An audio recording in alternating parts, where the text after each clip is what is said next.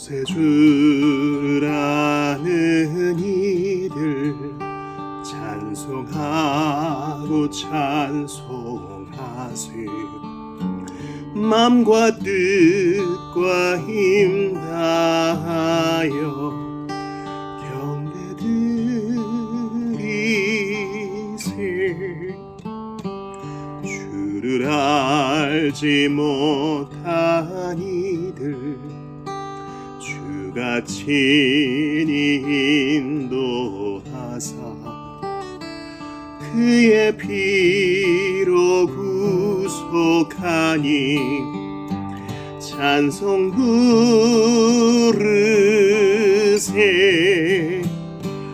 약한 사람 도움하라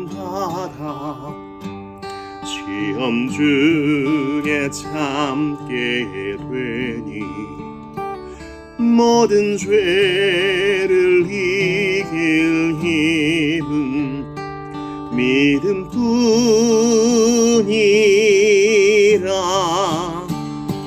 진리 되신 우리 주는 영원토록 변함없네. 성도들아 주를 믿어 길이 섬기세.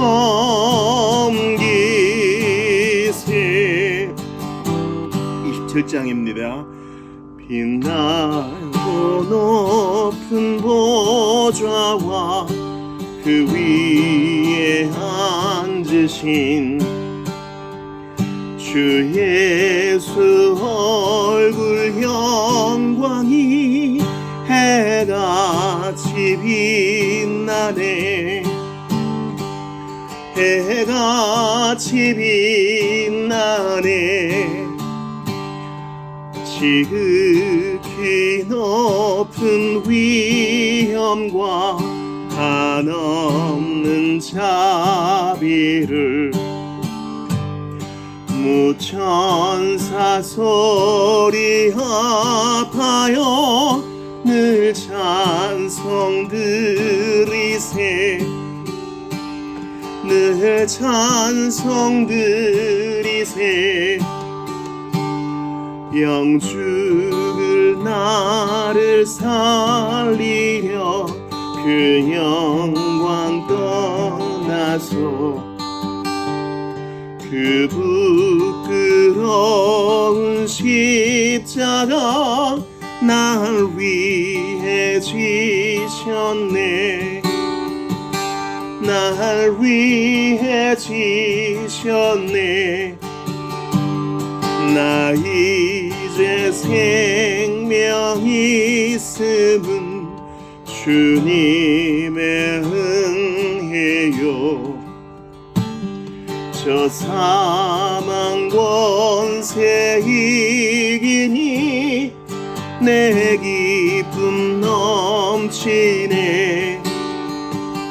큰 기쁨 넘치네. 주님의 보좌 있는데 전한 몸 이르러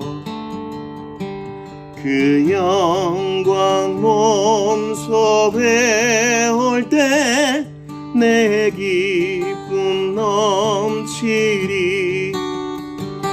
내 기쁨 넘치리.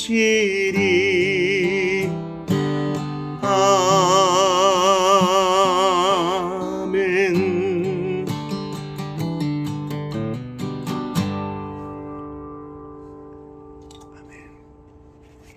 오늘 이 밤에 우리에게 주시는 하나님 말씀 찾아 읽겠습니다. 로마서 2장 14, 15절입니다.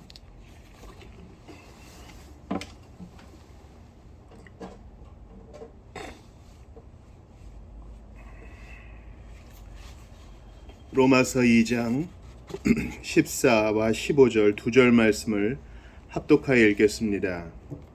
제작 율법 없는 이방인이 본성으로 율법의 일을 행할 때에는 이 사람은 율법이 없어도 자기가 자기에게 율법이 되나니 이런 이들은 그 양심이 증거가 되어 그 생각들이 서로 혹은 고발하며 혹은 변명하여 그 마음에 새긴 율법의 행위를 나타내느니라. 아멘. 하나님의 말씀입니다. 하나님께 감사합니다. 오늘은 웨스트민스터 소요리 문답 39에서 42문답 4개의 항목을 살펴보겠습니다. 먼저 39문입니다. 하나님께서 사람에게 요구하시는 의무는 무엇입니까? 하나님께서 사람에게 요구하시는 의무는 나타내 보이신 하나님의 뜻에 순종하는 것입니다. 40문, 하나님께서 사람의 순종을 위해 처음 나타내 보이신 것은 무엇입니까? 하나님께서 사람의 순종을 위해 처음 나타내 보이신 것은 도덕법입니다. 41문, 도덕법은 어디에 요약되어 있습니까? 도덕법은 10계명에 요약되어 있습니다. 42문, 10계명의 요약은 무엇입니까? 10계명의 요약은 우리의 마음을 다하고 목숨을 다하고 힘을 다하고 뜻을 다하여 주 우리 하나님을 사랑하는 것과 우리 이웃을 우리 자신과 같이 사랑하는 것입니다. 우리는 이제 웨스트민스터 소요리 문답의 2부에 들었었습니다. 1부는 무엇입니까? 하나님께서 우리에게 요구하시는, 즉 우리가 믿어야 될 것에 대해서 1부를 봤죠. 거기서 이제 서론부터 시작해서 성경론과 신론을 거쳐서 또 인간론을 거쳐서 구원론과 성령론 이렇게 보고 이제 우리가 하나님이 우리에게 또 요구하시는 것이 무엇인지, 즉 우리가 어떻게 행하기를 원하시는지에 대해서 봅니다. 그러니까 웨스트민스터 소요리 문답은 다른 요리 문답과 마찬가지로 이거 뭐 서신서도 마찬가지죠. 두 부분으로 구성되어 있어요. 요리 문답의 특성만이 아니라 모든 서신서, 신약 성경의 서신서의 특징도 똑같습니다. 앞부분은 믿어야 될 거, 뒷부분은 행해야 될 거, 이렇게 얘기합니다. 앞에 부분에 대해서 상당히 좋아하시는 분이 있어요. 나는 오직 믿음으로만 의롭다 함을 받습니다. 그 믿으면 의롭다 해주시고, 믿으면 의를 전가해 주시고, 믿으면 천국 가게 해주시고, 믿으면 죄를 용서해 주시니 믿는 것은 너무 좋아요. 근데 행해야 될 것을 가르치신다고요? 벌써 39문에 의무 이런 거 나오잖아요. 듀티 이렇게 나오면 부담스러워요. 저는 신앙생활 이렇게 하고 싶지 않아요. 신앙생활 행복하게 하고 싶어요. 의무 그런 걸로 저를 올가매지 마세요. 하시는 분들 있을 줄 압니다. 이것은요, 종교개혁에 대한 잘못된 이해예요. 종교개혁, 그러니까 이제 15세기부터 16, 17세기를 거쳐 지금까지 온 이 종교개혁의 중요 모토는 일단 그 시대 상황 속에서 생겨난 운동이라는 것을 생각해야 돼요. 종교개혁은 갑자기 진공상태에서 빵 터진 것이 아닙니다. 1000년을 지속되어 온 중세 유럽의 기독교가 타락했기 때문이에요. 어떤 교리가 타락했습니까? 네, 칭의와 성화를 섞어버리고 혼동시켜버렸습니다. 즉 우리는 오직 예수 그리스도를 믿는 믿음으로, 우리의 행위는 전혀 도움이 안 돼요. 그 믿음으로만 의롭다함을 받아 하나님 앞에 용납될 수 있다는 이 교리를 마르틴 루터가 앞에 쫙 펼쳐놓았고, 그것으로부터 잘못된 교회론도 지적해낸 것이죠. 그러다 보니 후대로 갈수록 어떻게 됩니까? 그 배경은 잊어버린 채 모토만 기억하는 거예요. 오직 믿음, 오직 믿음. 우리는 오직 믿음의 종교개혁에 후회드립니다. 오직 믿음 얼마나 좋아요. 우리 행위는 다 하나님 앞에 쓰레기와 같습니다. 그런데 요구하시는 의무라고요? 아이고, 우린 이거 못해요. 예수님이 다 하셨죠. 의무를 요구하신다고요? 이런 생각이야말로 현대 기독교와 교회를 오염시키는 생각입니다. 불과 몇백 년 전에 청교도들의 책만 보세요. 아니, 대각성 운동 때의 18세기 책들 좀 보세요.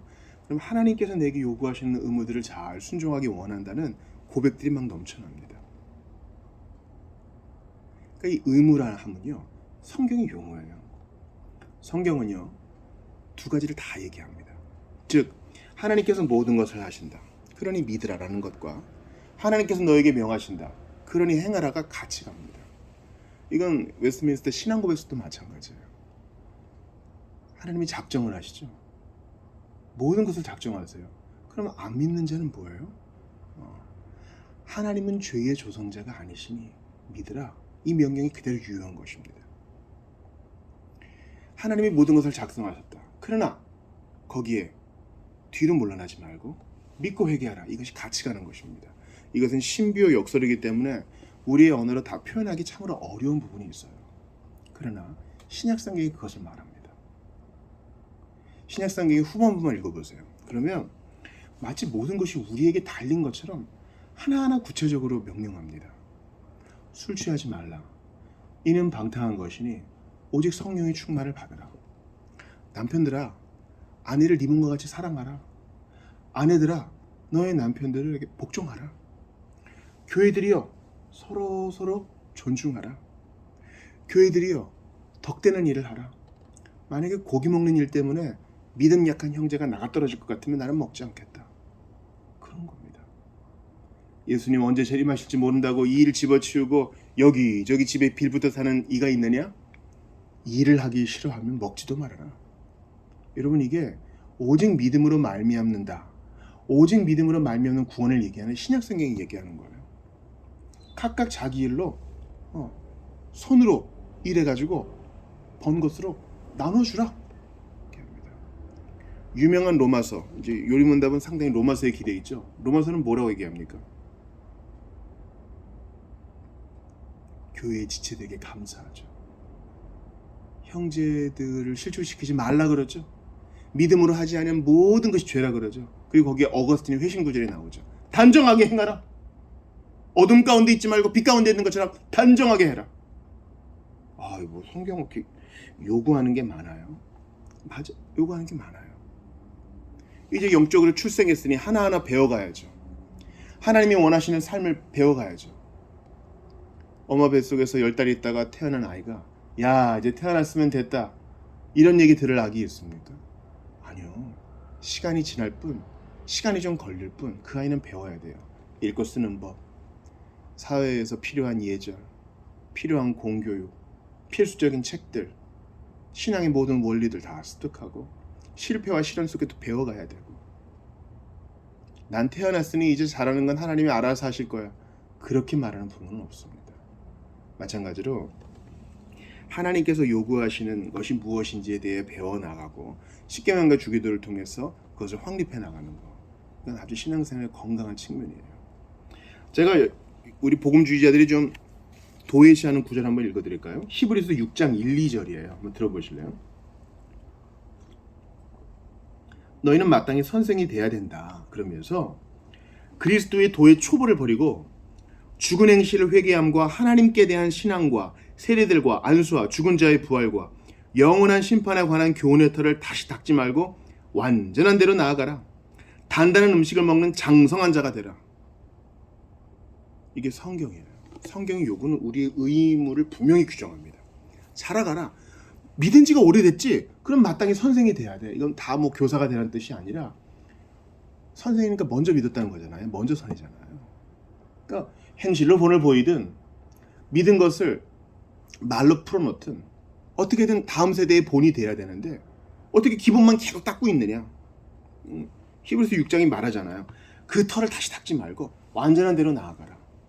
그러니까 우리가 주중 사역할 때, 물론 이제 주일 설교는 신약과 구약을 오가죠. 주중 사역은 좀 더 성장을 위한 설교를 합니다. 예를 들어 이제 우리는 지금 로마서 강의를 하고 있잖아요.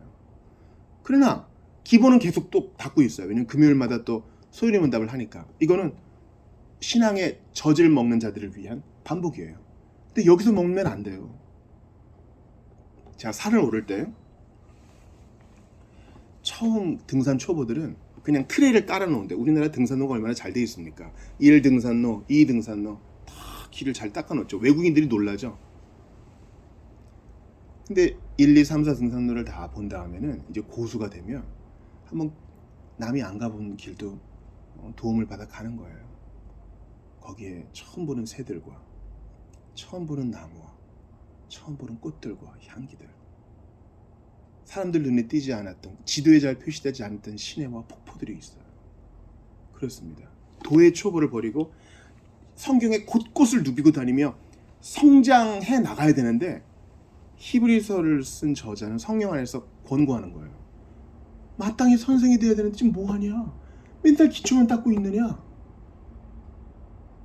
난 믿음으로 의롭다함을 받았어요. 웬만하면 만족하고 있느냐?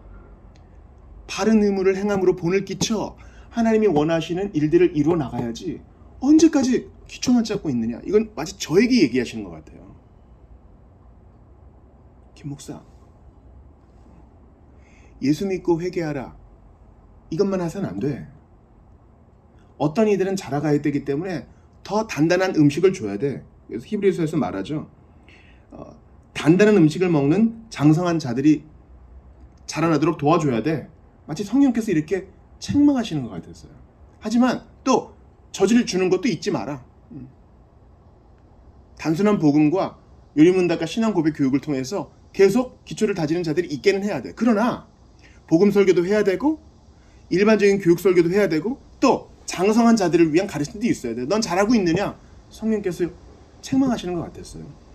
히브리서 5장 14절 들어보세요. 우리가 어떻게 단단한 음식을 먹는 장성한 자가 돼야 돼요? 맞아요. 우리가 좀 도외시하고 싶어하는 소요리문답의 2부, 즉 주께서 우리에게 요구하시는 의무가 무엇인지, 그것은 회개와 감사여 기도인데 그것은 십계명과 주기도를 통해서 배울 수 있습니다. 여기에만 머무르는 것이 아니라 들어보세요. 히브리서 5장 14절이에요. 지각을 사용함으로 연단을 받아 선악을 분별하는 자들이 돼야 된다. 지각. 이건 이제 오늘 우리가 보는 도덕법과도 관련돼 있어요. 신자의 성숙을 위해서 우리는 지성을 쓰는 법을 배워야 돼요. 논리를 쓰는 법을 배워야 되고 또한 기본적인 지식이 계속 갖추어져야 됩니다. 성경 여기저기에 대한 장절과 난해 구절에 대한 지식이 있어야 되고 또한 연단도 받아야 돼요. 루터가 말했듯이 최고의 신학자는 고난 많이 받은 사람이라 그랬거든요. 성경을 배우면서 또한 주께서 우리를 당금질하시는 이 고통과 고난 속에서 포기하지 않고 이 길을 가면서 선악을 분별하는 지식을 쓰는 자들이 돼야 돼요. 지혜를 쓰는 자들. 만물 중에 이런 지식이 있는 자는 천사와 사람밖에 없어요. 그리고 예정의 대상도 천사와 사람밖에 없어요. 그러나 그리스도의 핏부림의 대상이 되는 것은 오직 택자, 사람밖에 없다고요. 그러니 오직 우리에게만 허락된 하나님이 우리에게 주신 그 지성을 가지고 바르게 분별하여 교회에 적용하며 세상을 살아가는 데에 적용하며 나가는 것이 장성한 자가 할 일이에요. 그리고 모든 교회가 지향해야 될 바라고요. 그러니 우리가 이 부를 이제 배울 때 있어서 이건 좀 거리 낀다, 놓으면 장성한 자 못 돼요. 이해가 되시겠죠? 나는 신약성경의 반틈을 딱 잘라서 내가 좋아하는 믿어야 될 것만 좀 보고 여기 안주하고 싶어 이러면 못 자라요. 뒷부분도 배워야 돼요. 적용과 실천도 배워야 돼요. 야고보서는 안 보고 갈라디아서만 보겠다는 심산이에요. 구약성경을 보세요. 끊임없이 행위를 요구합니다.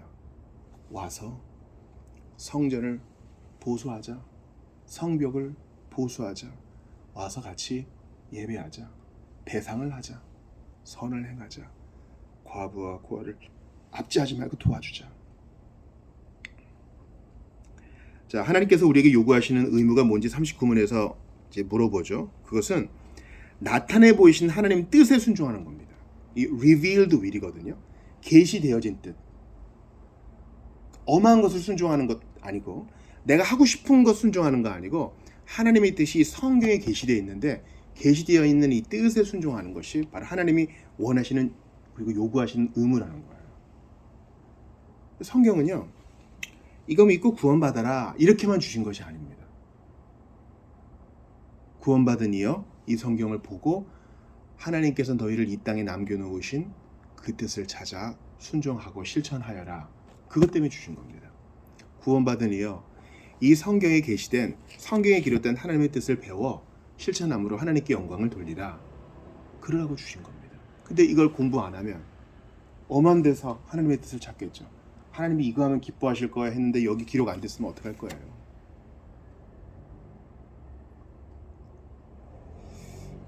여러분 누구한테 선물을 할 때 말이죠. 야, 이거 저 사람이 좋아할 것 같아 하고 내 생각대로 선물했다가 낭패를 겪으신 분 좀 있을 거예요. 내가 볼 땐 이 사람한테 딱인데 이 사람은 별로 필요가 없어. 그럴 땐 물어봐야 돼요. 아니면 그 사람을 관찰하든가. 그 사람이 자기의 취향을 어떻게 드러내게 돼 있거든요. 그걸 해줘야 되는데 내가 좋아하는 거 해주면 정작 그 사람을 안 좋아하면 어떻게 해요? 마찬가지로 하나님께서 우리에게 요구하시는 것은 이미 기록된 성경이 있어요. 이 성경 속에서 주께서 우리에게 요구하시는 의무를 찾아내야 됩니다. 내 멋대로 하나님을 기쁘시게 한다고 여기저기 뛰어다니는 거 아니에요. 오직 성경에 기반해야 돼요. 계시된 뜻. 사신문 보세요. 그렇다면 하나님께서 사람의 순종을 위해서 처음 나타내 보이신 것은 무엇입니까? 처음에는 성경이 없었죠. 아담과 하와 때는 성경이 없었죠. 답은 뭡니까? 하나님께서 사람의 순종을 위해 처음 나타내 보이신 것은 도덕법입니다. 왜 도덕법이라 그래요? 윤리법 같은 느낌을 주는데요. 도덕이란 건 뭡니까? 옳고 그름이잖아요. 하나님께서 이 모든 것을 다스리라. 그리고 이 모든 것이 너의 먹거리니라. 이렇게 알려주셨어요. 그리고 무엇을 또 하지 말라 그랬죠. 그런 것은 무엇입니까? 생명을 알게 하는, 즉 생명나무의 열매로 가기 전에 있는 선악과 그건 먹지 말아라. 선악을 알게 하는 그 나무의 실과는 먹으면 안 된다. 옳고 그름이 있었어요. 그것을 도덕법이라고 하는 거예요. 하나님이 옳다고 하시는 것은 행하고 그르다고 하신 것은 하지 않는 것. 영적인 것이죠. 그것을 먼저 사람에게 직접 말씀하시거나 마음에 심어주시거나 또 구약에는 환상이나 계시로도 주셨죠. 그리고 상당히 많은 부분이 또 선지자의 음성입니다. 그것을 요약해 주셨으니 41문에 도덕법은 어디에 요약되어 있습니까? 질문에 나오죠. 답은 십계명에 요약되어 있습니다. 십계명은 구약 아닌가요? 우리는 예수님 오셨으니까 구약 안 믿고 신약 믿어요. 이러면 그리스도인 아닙니다. 참된 그리스도인은 신구약 성경이 하나님의 계시된 뜻이요. 온전한 하나님의 말씀을 믿습니다. 이렇게 고백하는데 그럼 구약은 복음이 아니라는 뜻인가요? 아니요. 우리는 십계명도 복음 안에서 봅니다. 예수님께서 직접 십계명을 언급하셨어요. 부자 관원, 청년 관원 왔을 때 십계명에 대해서 언급하셨죠. 그러니까 십계명은 지금도 유효합니다. 그리스도 안에서 해석될 필요가 있을 뿐이죠. 그리고 42문은 1계명부터 10번째 계명, 오직 한 분뿐인 하나님과 탐욕으로 끝나는 이 십계명을 예수님이 직접 요약해 주신 것을 알려줘요. 그 요약은 강령이라고도 하죠. 마태복음 22장 37, 40절에 있는 것처럼 사랑이에요.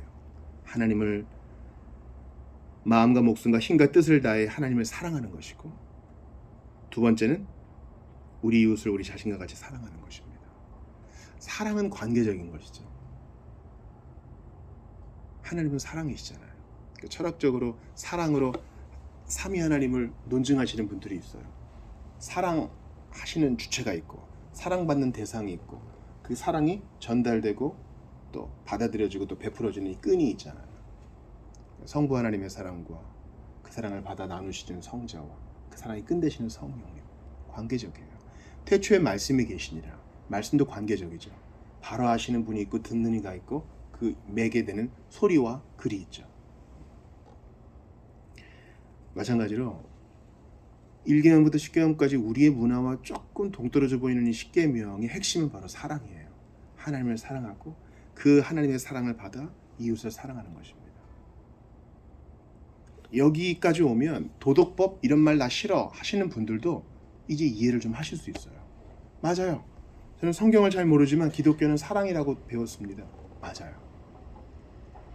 그 사랑. 근데 단순히 기독교는 사랑을 베푸는 종교 그런 게 아니라 죄에 빠진 인간을 위하여, 인간을 사랑하시기 위하여, 구원하시기 위하여 하나님의 아들 독생자가 오셔서 우리를 죽기까지 사랑하셨고 그 사실을 믿는 자마다 하나님의 자녀로 만드시어 그 하나님의 자녀들이 사랑하게 하신다.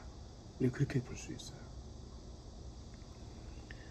그렇다면 이 하나님께서 십계명을 주신 대상을 한번 봅시다. 39문 볼래요? 하나님께서 사람에게 요구하시는 의무라고 해요. 17세기 영어로는 man이라고 되어 있는데 이 man은 남자 아닙니다. 또 택자도 아닙니다. 모든 사람을 말씀하시는 거예요. 십계명 구원받은 사람만 지키는 거 아닌가요? 아니에요. 하나님은 모든 인류에게 보편타당한 법을 주셨으니 그것은 십계명으로 대표되는 도덕법입니다. 자, 우리가 오늘 본문으로 로마서 2장 14, 15절을 봤잖아요. 율법 없는 이방인이 본성으로 율법의 일을 행할 때에는 이 사람은 율법이 없어도 자기가 자기에게 율법이 된다. 그러니까 난 성경 없어요. 난 유대인 아니에요. 난 아브라함 조상 아니에요. 이러는 게 핑계가 안 된다는 것입니다. 자기 스스로 율법이 된다는 거예요. 이런 일들은 그 양심의 증거가 돼요. 그 생각들이 서로 혹은 고발하며 혹은 변명하여 그 마음에 새긴 율법의 행위를 나타내느니라. 하나님은 모든 사람, 이 지구상에 있는 과거, 현재와 미래의 모든 사람에게 십계명을, 도덕법을 주셨어요. 법이 있다고요. 법이 있으니까 초범, 처음 죄를 질 때는 약간 주저하는 거예요. 왜 주저해요? 그게 나쁜 일이라는 법의 기록이 내 마음에 있어요. 신기한 일이죠. 이걸 생내적인 것이라 그래요. 선험적이라고 하기도 해요. 경험 전에 이미 내게 심겨진 거예요. 여러분 운전하실 때 뒤에서 누가 꽝 박아요. 100% 그 사람 과실입니다. 그럼 화가 나죠. 왜 그래요? 나는 신호를 잘 지켰는데 누군가 신호, 그 법을 어긴 사실이 내 마음에 거리낌이 되는 거예요. 이해가 되시죠? 나는 열심히 지금 떼 앞에서 줄을 서고 있어요. 근데 어떤 사람이 개념 없이 손에 시원한 아메리카노 들고 와서 전화하다가 내 앞에 탁 새치기 해요. 화가 나죠. 왜 그렇습니까? 질서를 지켜야 옳다라는 법이 우리의 마음에 기록되어 있기 때문이에요. 제가 언젠가 어떤 고발 프로를 봤습니다. 어떤 분이 장애인 주차 딱지를 위조해가지고 또 돌아가신 분 거를 계속 사용하면서 자기 편의를 챙기는 거예요. 장애인이 아닌데도 장애인 주차해가면서. 그래서 그것을 고발하고 신고하니까 100이면 100. 아유 잘못했습니다. 한 번만 봐주면 안 될까요? 왜 그럽니까? 그게 잘못인 걸 본인이 아는 거예요. 법을 제정하신 하나님은 모든 인류의 마음에 법을 기록해 놓으셨습니다. 그러니까 컨닝하려면 좀 눈치 보이는 겁니다. 도둑질 여러 번 하면은 뭐 대담하고 둔감해질지 몰라도 처음 할 때는 양심의 거리낌이 있어요. 그래서 이 십계명으로 대표되는 도덕법은 모든 인류에게 주신 겁니다. 그러므로 이 율법, 하나님이 주신 도덕법의 첫 번째 용도는 바로 말의 굴레와 같은 것입니다. 죄를 깨닫게 하고 억제하게 합니다. 그리고 이 도덕법, 이 율법은 모든 나라의 헌법에 다 기초가 되어 있습니다. 자국민을 보호하고 자국민을 지키려면 법이 있어야 되거든요. 생명을 존중한다 이런 거예요. 하나님은 살인하지 말지니라 분명히 명하셨거든요. 그 사상을 법의 제정자이신 하나님이 모든 인류에게 주셨어요. 그러므로 생각하셔야 돼요. 대단한 범죄가 막 일어날 때 아유 저러면 안 되는데 하고 막 슬퍼하시다가도 물론 슬퍼하고 기도하셔야 돼요. 한 번은 생각해 봐야 돼요. 마치 물이 해안선을 넘지 않는 것처럼 왜 저거보다 더 악한 걸 안 하는 거지? 그렇게 생각해 보셔야 돼요. 지금 인류가 가진 핵폭탄으로도 지구가 충분히 멸망할 수 있잖아요. 지도자들이 그렇게 악하고 자기 욕심을 그렇게 챙기는데 왜 저러지? 더 나빠지지 않지? 한번 생각해 보셔야 돼요. 하나님께서 율법을 통해서 비신자라 할지라도 죄를 깨닫게 하고 억제하게 하는 이 말의 굴레와 같은 역할을 하시기 때문입니다. 두 번째 이 십계명으로 대표되는 이 도덕법, 율법의 용도는 바로 거울의 용도예요. 이 거울의 용도는 중생하지 못한 사람에게 적용됩니다. 이 중생하지 못한 자라는 말은 택자이긴 한데 아직 때가 이르지 않아서 거듭나지 못한 자, 중생하지 못한 자를 말합니다. 이런 표현은 좀 생경하실 수도 있어요. 택함이 먼저요. 시간의 흐름 안에서 하나님이 정한 시간에 믿음을 발휘하여 중생을 경험하게 되는데 이런 자들도 여전히 교회 안에 앉아 있을 수 있죠. 율법의 두 번째 용도는 거울입니다. 스스로 자신을 어찌할 수 없음을 깨닫고 그리스도에게 눈을 돌리도록 안내합니다. 너 이만큼 때가 있어. 너 이만큼 허물이 있어. 보여주는 겁니다. 그리고 이 율법의 세 번째 용도는 바로 램프와 등의 역할입니다. 즉 삶의 규범으로서 거룩을 추구하고 사랑하며 즐거운 마음으로 율법을 따르도록 빛을 딱 비추어 줍니다. 성경을 딱 빛을 비추어 줘서 이게 주님 뜻이야. 그러니까 설교자는 이 세 가지를 가지고 다 설교를 할 수 있어야 되죠. 이건 로이드 존스가 말하는 겁니다. 첫 번째, 율법의 첫 번째 용도, 즉 죄를 깨닫게 하고 억제하게 하는 말의 굴레와 같은 하나님 말씀의 법을 설교함으로 전도 설교를 해야 되고, 두 번째, 율법의 제2용도인 거울과 같은, 즉 택함 받았으나 아직 중생하지 못한 자에게 스스로 자신을 어찌할 수 없음을 깨닫는 복음 설교를 해야 되는 것입니다. 이건 교육적인 설교라고도 할 수 있죠.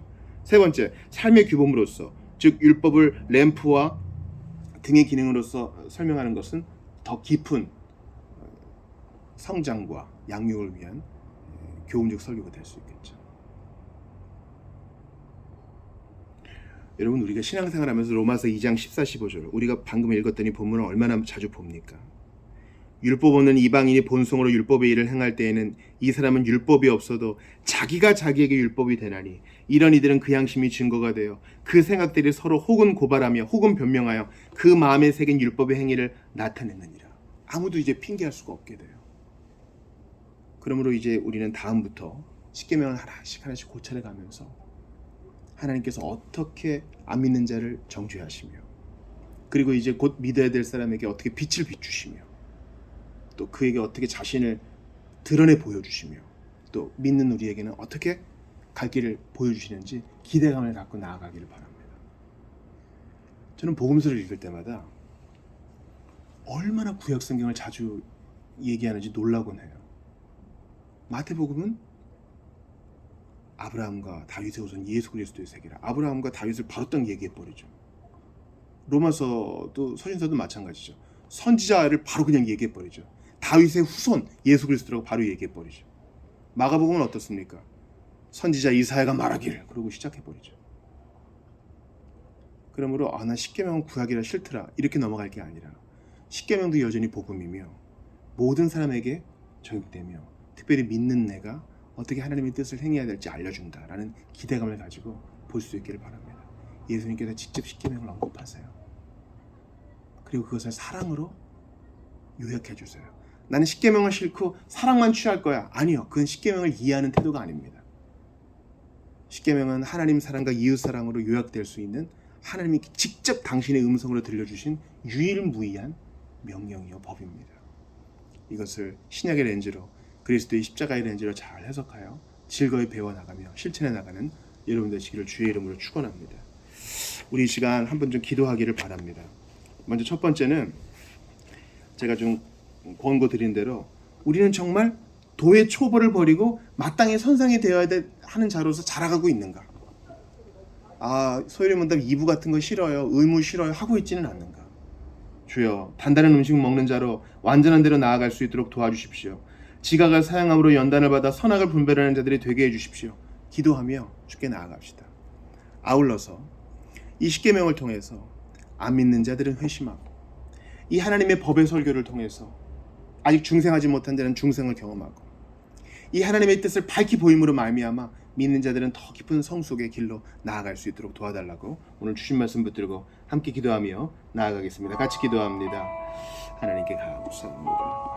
오늘 저에게 귀한 말씀을 주셨습니다. 하나님 아버지, 은혜를 도와주시옵소서. 헤매는 자가 되지 않게 하시고 예수님의 십자가에 눈을 고정하며 주께 끊임없이 묻게 하소서. 당신은 하나님이시고 나는 피조물입니다. 당신은 구원자시고 저는 구원받은 자이옵나이다. 제가 무엇을 하기를 원하시옵나이까? 주께 물어보며 더욱더 성경을 새롭게 바라보는 우리 모두가 될 수 있기를 간절히 빌고 바라고 원하옵나이다. 하나님 아버지, 주의 은혜가 간절히 필요합니다. 아버지, 깊어질 수 있기를 원합니다. 너무나 분주한 삶을 살고 있습니다. 그러나 가만히 멈추어 주의 뜻을 구하며 나아갈 수 있기를 바라고 원합니다. 오 하나님, 은혜를 더하여 주시옵소서. 부족하고 연약하나 자주 실패하고 넘어지나 나의 완전함이 아니라 하나님의 사랑과 그 깊으신 뜻에 의지하여 오늘도 나아갑니다. 참으로 뻔뻔한 자로서 나아갑니다. 주님이 괜찮다 하시니 믿음으로 나아갑니다. 포기하지 않고 나아갑니다. 저를 살려주시옵소서. 은혜를 더하여 주시옵소서.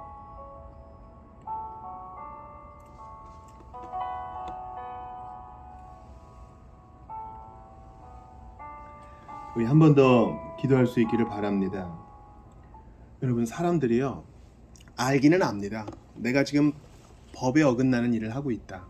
뭐 경찰서에 끌려가지는 않을지라도 상당 부분 타협하며 사는 건 인정해요. 근데 거기까지 나아갈 뿐 하나님께 나아가지 않습니다. 하나님께 도와달라고 나아가지 않습니다. 왜 그렇습니까? 고린도후서 4장 4절이 말하는 것처럼 이 세상 신이 하나님의 빛을 탁 막아요. 그래서 우리가 기도할 때 하나님, 내가 전도하고자 하는 자, 그리고 저 사람 예수 믿어야 되는데 하는 그 사람들을 위해 기도할 때 주여 마귀의 괴계를 막아주셔서 복음의 빛이 비추어지게 하시고 그리스도의 십자가 앞에 엎드러지게 해주십시오. 예수 안 믿는 원인이 이 세상 신 사탄 때문인 것만은 아니에요. 그러나 그 원인도 있어요. 그러니 우리가 이렇게 기도로 영적 전쟁하는 겁니다. 주여 마귀의 괴계를 막아주십시오. 가브리엘을 보내시든 미가엘을 보내시든 하나님 막아주십시오. 주님의 강한 힘으로 마귀를 결박해 주셔서 믿는 자들의 마음에 빛이 비추어져서 자신이 죄인임을 깨닫고 죽게 엎드러질 수 있도록 도와달라고 기도합시다. 이게 정말 중요한 복음 전도의 일입니다. 이 시간 하나님의 이 말씀의 빛, 법의 빛이 들어갈 수 있도록, 비칠 수 있도록 마귀의 괴계를 멸해달라고, 이 세상 신을 결박해달라고 함께 기도하며 나아가도록 하겠습니다. 같이 기도합니다. 하나님께 간절히 기도합니다. 아버지, 마귀의 괴계가 너무나 심합니다. 사단의 일들이 너무나 횡행합니다. 아버지, 일하여 주셔서 결박하여 주시옵소서. 묶어 주시옵소서. 하나님 원하시는 바로 그 일이 이루어질 수 있도록 은혜 베풀어 주시옵소서. 하나님이여 간절히 빌고 바라오니 그 일을 이루어 주시옵소서. 간절히 빌고 바라고 원합니다. 하나님이여 주께서 원하시는 바로 그 일이 이루어지게 하여 주옵소서. 이루어지게 하여 주옵소서. 오 하나님이여, 영광과 찬양을 받아 주옵시고 모든 주의 백성 가운데 함께 하소서. 이 기도에 힘쓸 수 있도록 도와주소서. 마귀를 결박하고 하나님 나라의 흥왕을 위해서 주께 맡기며 영적 전쟁을 감당하는 그리스도의 군사가 되게 하시옵소서. 하나님이여, 나도 예외가 아닙니다. 주여 하라고 원하오니 모든 묶음에서 해방시켜 주시고 모든 무지에서 해방시켜 주시며 모든 혼탁함과 어두움에서 건져 주시옵소서.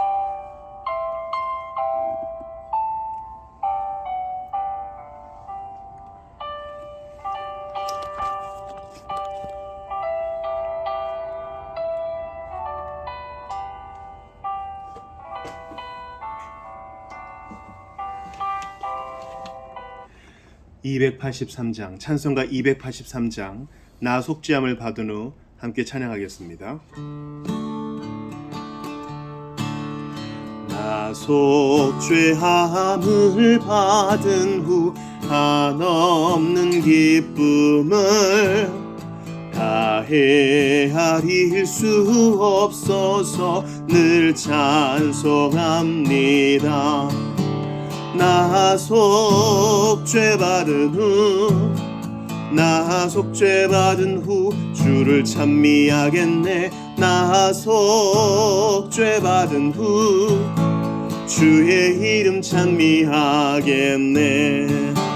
나 속죄함을 받은 후 내 맘이 새로워 주 뜻을 준행하면서 죄 길을 버리네. 나 속죄받은 후 주를 찬미하겠네. 나 속죄받은 후 주의 이름 찬미하겠네. 나 속죄함을 받은 후 성령이 오셔서 하나님 자녀 된 것을 곧 증언합니다. 나 속죄받은 후 주를 찬미하겠네. 나 속죄받은 후 주의 이름 찬미하겠네. 나 속죄함을 받은 후 보혈의 공로로 내 주의 은혜 기분이 늘 평안합니다. 나 속죄 받은 후 주를 찬미하겠네. 나 속죄 받은 후 주의 이름 찬미하겠네.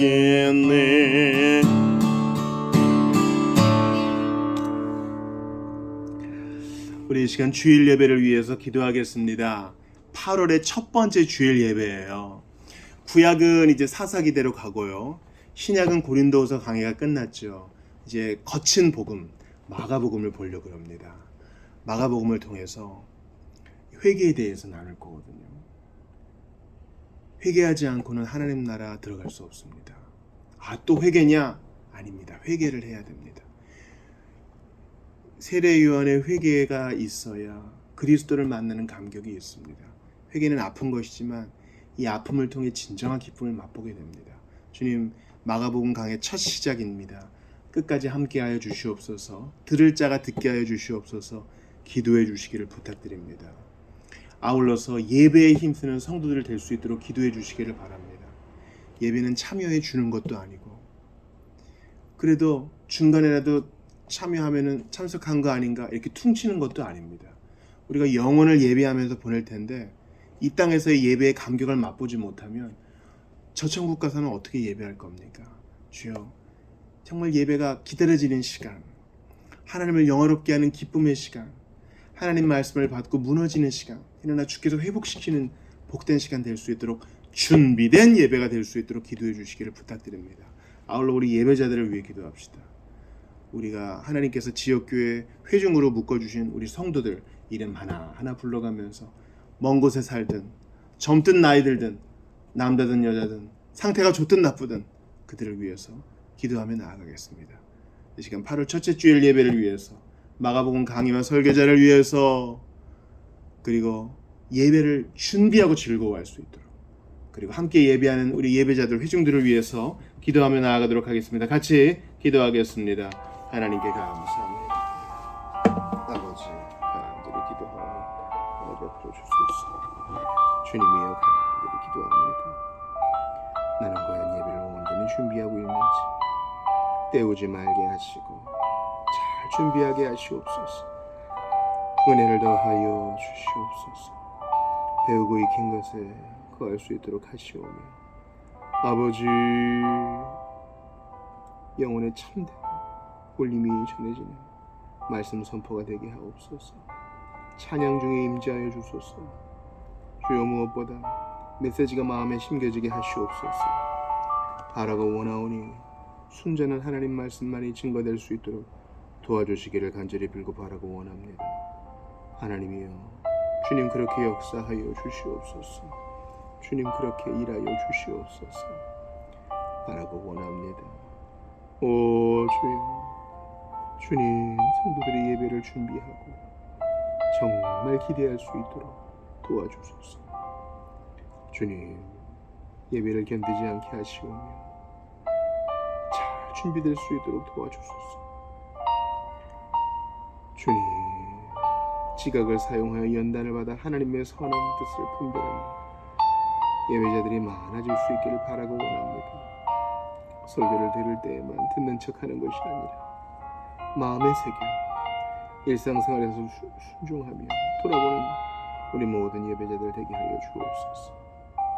주 예수님을 만나는 예배의 시간 되기를 바랍니다. 복음에서 영감이 마음에 꽂히는 복된 시간 되게 하시고 무능한 설교자를 사용하여 주시옵소서. 성도들을 위해 기도합니다. 건강이 안 좋은데 온갖 마음을 지켜 주옵소서. 그 마음을 살려 주옵소서. 어렵지 않게 하시옵소서. 위로를 받게 하시옵소서. 주님, 우리는 문제였습니다. 앞으로의 고초에 대해서도 걱정을 해야 됩니다. 그러나 이 모든 것 주께 맡기며 초대교회처럼 단순하게 예배하고 모이게 힘쓰게 하소서. 아버지, 한 사람 한 사람을 귀히 여기게 하시옵소서. 주께 간절히 간구합니다. 아버지 하나님, 기도합니다. 준비되고 깎여지게 하시옵소서. 주님, 하나님이 그 상황을 아시니 아버지 아름답게 빚어주시고,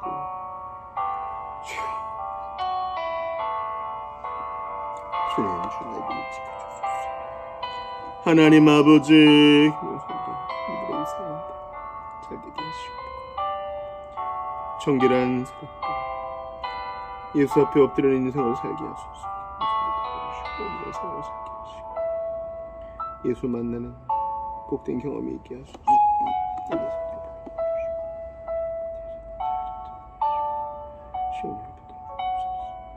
아버지 바라고 원합니다. 이제는 성도와 함께 믿음의 가정을 잘 이끌게 하소서. 오늘을 믿음으로 가게 힘게 하시고, 오늘의 마음과 내 말씀을 그렇게 심히 하나 있게 하시고, 우리 아버지, 이런 성도 얼마나 고생스럽습니까? 크게 도와주었으니 주님 은혜를 더하여 주옵소서. 크게 위로하여 주옵소서. 크게 위로하여 주시옵소서. 아버지요, 그렇습니다. 당신께서 일하여 주시옵소서. 막힌 것 없게 하시니 하나님과의 원하는 소통이 있게 하시옵소서. 우리 주님 도와주옵소서. 정말 예수 믿게 하시고 믿음이 들어가게 하시옵소서. 주님, 마음 가운데 정함을 가지고 예수 만나게 하시옵소서. 규범과 의무의 신앙만이 아니라 감격이 있는 신앙생활 되게 하시고 함께 하시고, 주님 붙들어 주셔서 사랑의 끈으로 통역하게 하시옵소서. 바라고 원합니다. 모두 후원자들을 기억하여 주옵소서. 아버지, 바라고 원합니다. 지치지 않게 하시고 그 마음 가운데 위로를 주시옵소서.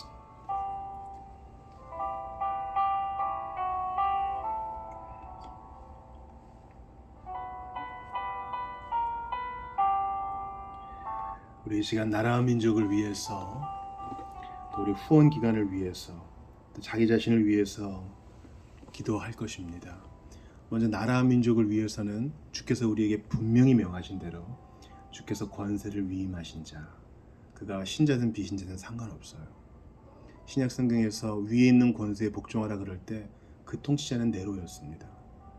국가를 세우신 하나님께서 느부갓네살을 통해서, 헤롯 같은 자들을 통해서도 당신의 일을 이루시니 우리는 그저 순종할 것밖에 없습니다. 나라 민족을 위해서 지도자를 위해 기도하시고, 이 나라가 안정되어서 한국교회가 정말 선교의 사역과 말씀 전파의 사역을 잘 감당할 수 있도록 도와달라고 기도합시다. 그리고 우리가 선교를 위해 기도할 텐데, 먼저는 우리가 후원하는 기관, 중국 선교를 위해서, 필리핀 선교를 위해서, 네팔 선교를 위해서, 부룬디 선교를 위해서, 또 CCC를 위해서 기도해 주시고, 그 지역의 사람들을 위해서 기도해 주시고요. 북에 있는 성도들을 잊지 말아 주세요. 우리는 북한을 위해 기도할 때 경제성만 따지는 속물이 아닙니다. 남북이 하나 되어 예수 믿게 하시고, 북에서 믿음이 금지되는 속에 살고 있는 우리 북에 있는 성도들 지켜주시고 복음의 문이 열리게 도와달라고 기도하며 나아갑시다. 아울러 자기 자신을 위해 기도합시다. 참 내 꼬라지가 부족합니다, 주님. 그런데도 내가 행한 것이 아니라 당신의 선하신 뜻을 거두지 아니하시고 끝까지 붙들고 계시니 포기하지 않고 가겠습니다. 나를 압도하시는 하나님 사랑 까닭에 낙심하지 않고 이 길을 갑니다. 자기 자신을 위해서, 위정자들을 위해서, 나라 민족을 위해서, 선교를 위해서 기도하며 나아가도록 하겠습니다. 아버지, 간절히 기도합니다. 기도하지 않고는 살 수 없나이다. 기도하지 않고는 버틸 수 없나이다. 이 나라의 민족을 붙들어 주옵시고, 주님, 하라고 원합니다. 모든 악한 것들 심판하여 주시고, 주님께 간구합니다. 모든 선한 일에 부요하게 하시옵소서. 주님께 간구합니다. 아버지 하나님, 일하여 주시옵소서. 주님께 간구합니다. 하나님이여 역사하여 주시옵소서. 하나님이여 역사하여 주시옵소서. 주님께 간구합니다. 아버지, 용기를 주시고 모든 동료들을 넉넉하게 주시되 아버지, 약한 것들을 모르시 도와주시옵소서. 저희는 모릅니다. 그러니 주께 맡깁니다.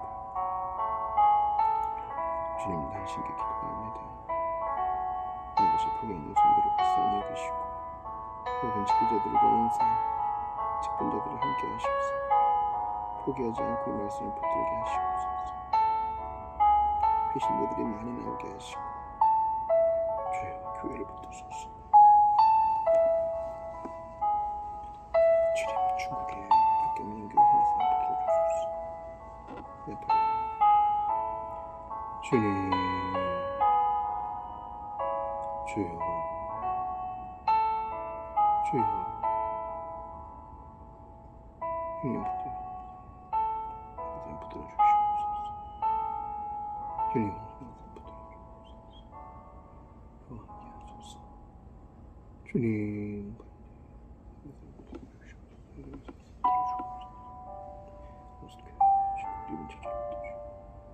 주님 영원한 목사 김효선 목사를 붙들어 주소서. 함께하여 주소서. 은혜를 더하여 주시옵소서.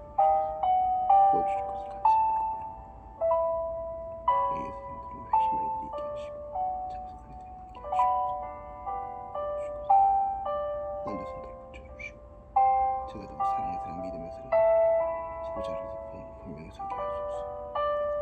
나도 내 자신을 참소하여 이겨내게 하시고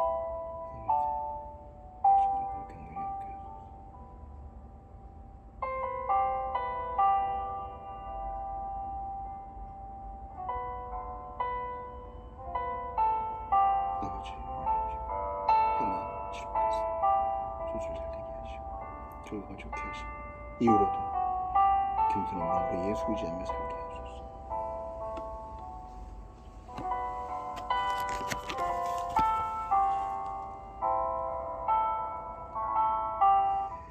주기도 하시고 또 개인기도 하시다 돌아가시겠습니다. 내일 아침 7시 반 성경 공부 시간에 뵙겠습니다. 하늘에 계신 우리 아버지, 아버지의 이름을 거룩하게 하시며 아버지의 나라가 오게 하시며 아버지의 뜻이 하늘에서와 같이 땅에서도 이루어지게 하소서. 오늘 우리에게 일용할 양식을 주시고 우리가 우리에게 잘못한 사람을 용서해 준 것 같이 우리 죄를 용서하여 주시고 우리를 시험에 빠지지 않게 하시고 악에서 구하소서. 나라와 권능과 영광이 영원히 아버지의 것입니다. 아멘.